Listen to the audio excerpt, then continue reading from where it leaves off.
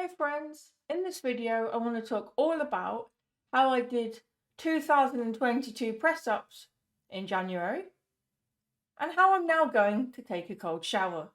Brrr.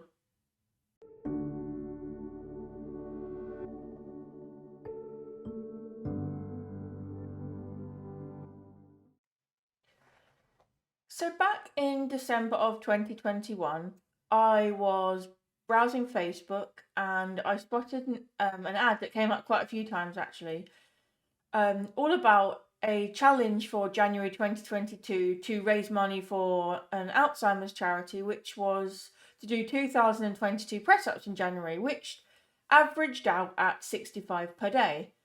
And I thought, well, I can't do a full press-up, but Alzheimer's is close to my heart and I can do incline press-ups and, other sorts of press-ups. So I decided, screw it, let's give it a go. So, it started out pretty well. I was doing between 70 and 80 press-ups a day, starting on my knees. Then I was doing incline press-ups against the wall here, windowsill, sorry. So overall, great success. I had a couple of days off here and there, but it was fine. Then I started to increase my reps a bit, and so the numbers were building up.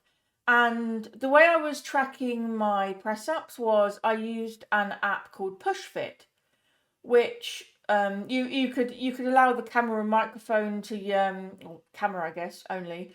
Basically, if you allowed the camera on it to work, it would you could put it beneath you, and when you did press-ups, it should automatically count. I'm not sure whether it was just technique or phone placement or whatever, but I couldn't find. No, I couldn't find. I didn't find that it counted my press-ups particularly, so I just switched to, manually just pressing the button at the end of my press-ups just to count the enter the numbers I'd done that day, or in that set. Because sometimes I split it between kind of morning and afternoon. So I did that. So the numbers were just slowly adding up, and I got to 1,000 press-ups after a week and a half or so, something like that. So it was going really well, and I loved it. Then I took was it last week, I think? I took a break for a few days just because I just wasn't motivated to do them particularly. But I knew, based on the number I was at, which I think was like 1,600 and something, 1,700 and something, I was like, I've got enough spare in the bank. I did a bit of maths where I, did 2022 minus the total I was on and divided by the number of days left to see the average. And I think at worst it was at 99 a day I had to do, which, quite frankly, isn't too bad. So I was like, yeah, that's okay. So then I decided, right, I'll just pick up the pace. So Friday I went to the gym, did 30 in the gym as part of my workout. And then I think I did 100 again, or 100, might have been 120, 150, something like that when I got later on Friday anyway. So, I'd already far exceeded the target I had to hit as a daily average. And then yesterday I decided, I'm just going to see how many I can do. One of the interesting things I discovered while doing this was that actually hard floors are easier to do press-ups on than carpet. There's probably a reason for that, I just couldn't tell you what it is. But yeah, so yesterday I decided to give it a go and I managed to get to 200, so that was cool. These were on my knee press-ups. I do a variety of different types, like, fully easy as possible on your knees further back with the ankles in the air. If I'm doing knee press-ups, I tend to vary it, but yesterday I was just doing fairly easy ones just to see what I could do, and I got to 200. And that took me to a total of 1,976. And then I realised, I only have 46 left I need to do. I can do that tomorrow. So earlier on today, I did it. I did 26 first, and then I was only 20 left, so I ended the other 20. The 26 that I actually did incline press-ups on the second step of the stairs. So trick for you, if you're wanting to learn to do full press-ups, because I might be able to do full press-ups now, but my shoulders need a break after so many press-ups in a month. But and it was upper body day in the gym, so my shoulders hurt. But Yeah, if you're wanting to learn to do a full press up, the stairs are your friend. Do incline press ups on a step that you find manageable to do a set of about 15 3 times. Obviously with a break in between.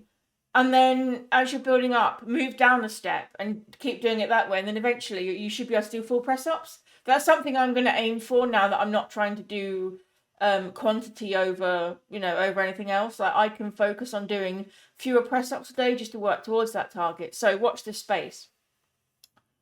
But yeah, so today, the 30th of January, so, I've still got tomorrow as January, so I've done it early. I've completed my 2022 press ups. Woo! So that's very exciting. So what next? Well, if you watched my video about my goals for 2022, you will know that I've set some challenges. So February is going to be freezing February. So every day in February, so starting Tuesday, I'm going to do a cold shower every day. Now, I've been doing some research into cold showers, and I think the most famous person related to, cold showers and cold water and everything is a guy known as the Iceman called Wim Hof. Now, whether or not I follow his Wim Hof technique, because he has a whole plan that you can follow with breathing exercises, whether I follow that to the letter will depend on how I find it. But from what I've read, it's not just going to be a case of me jumping in the shower and deciding to just stick to cold water every day. What I'll do at first is start with warm showers and then end it with a cold shower and then just increase the amount of time I spend under cold water. And then my goal is at the end of February is I'm able to take a full shower in the cold. Now, whether I take a normal 5 to 10 minute shower in cold water is another thing entirely. But if I can function enough to get through a cold shower where, I'm washing myself, washing my face, washing my hair, all of that stuff in cold water, we'll see how we go. See if I can get it done. But one of the key things related to surviving cold showers that I've read is breathing. So, even if I don't follow the Wim Hof method to the letter, I am going to try and focus on just, my breathing and almost just doing a bit of mindfulness meditation under the cold water to see what happens.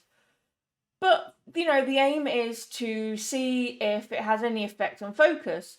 From what I've read, cold showers can trigger dopamine in the brain, which for ADHD sufferers is something that we, I think, lack, but it might be that we have too much of it. But either way, yeah, dopamine is related. And so cold showers can be a dopamine hack that leads to concentration. So, yeah, that is the reason why I'm doing it. I'm choosing to take cold showers because I'm hoping to do a bit of a dopamine hack and increase my concentration. So in a few weeks, either at the end of February or depending on what day of the week it is, or at the start of March, I will release a video where I document how it's gone. So my plan is to document maybe day 1 and day 2, maybe day 7 or 8, and then maybe, depending on how it's going, just, logging in little vlog check-ins every once in a while of how I'm finding it. It might be horrendous, it might be amazing, I might be noticing things, and then at the end I'll summarize how it went. So if you are interested in seeing how that goes, look out for the video.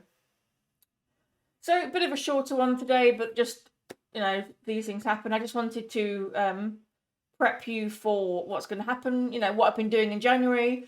As I said, I've achieved the goal in January, so it's kind of motivated me to think, well, I did that, I can do this. Press ups, as someone who has been working out for quite a while, I might not look like it, but I can stay in shape. I can do a lot of press ups and I can deadlift heavy weight and I can bench press more than just a barbell. All those things. Press ups was something I knew that I could do. Cold showers is very different, but I am fascinated to see what impact it has. I'm actually planning to visit the MongoDB office in Dublin at the end of February, so that'll be interesting. I might have to take the thermometer with me. So the way I'm going to measure it, actually, if you're interested, is that I'm going to use a thermometer and measure the water. Cold showers are anything below 32 degrees Celsius, so all I need to do with my shower at home is measure the water temperature, get to something below 32 degrees. I'll probably do it about between 25 and 30 degrees to make sure that I'm safely under the target, in case, for whatever reason, there's any fluctuation in temperature. And then, yeah, I'll go from there. So then once I'll know what number shower on my shower, because my shower's numbered for the temperature. Once I know what number setting to be on for the right temperature, I'll stick to that. So if I go away, obviously that'll be a bit more complicated, but there's nothing stopping me packing a thermometer and just measuring the water. And we'll see how we get on.